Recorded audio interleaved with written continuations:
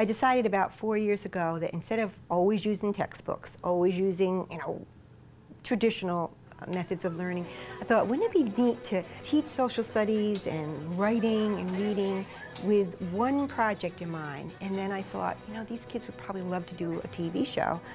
So we've been working on this every day, probably 45 minutes a day for the past month. You're going to be doing a special, weather summary? Like a special weather summary. So then I just got, the most probable weather for June. Oh, nice. Okay, so it's like an average. Yeah. First I listed all the jobs and described each one to the kids, and then they actually interviewed with me.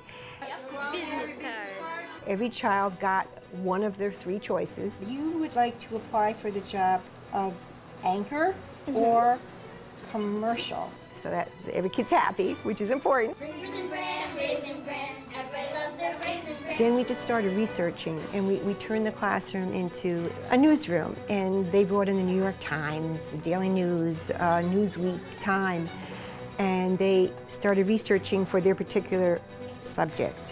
And then they wrote a summary, and they'd have to submit the summary to me. They'd have to edit with their peers, edit with me, and then once they all had their articles, we started actually getting into the theatrical side of it.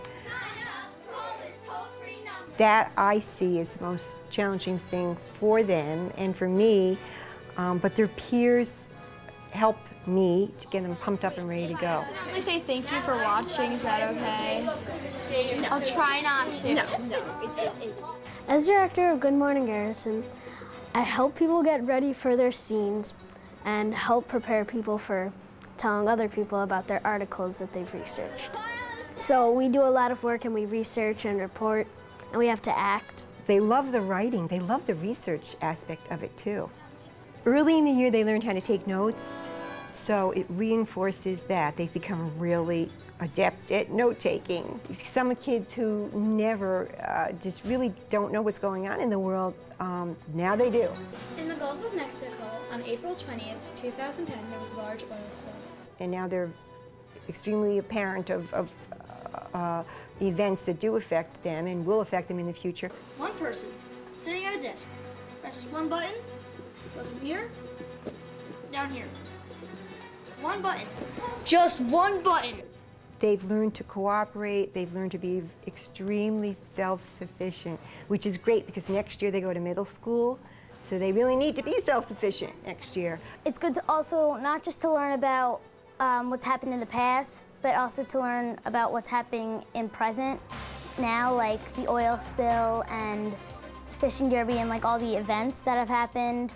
Group learning, cooperation with your peers. Sometimes kids that didn't necessarily talk to each other or spend much time with each other before this, they're working together now, and some of them have made some new friends through this.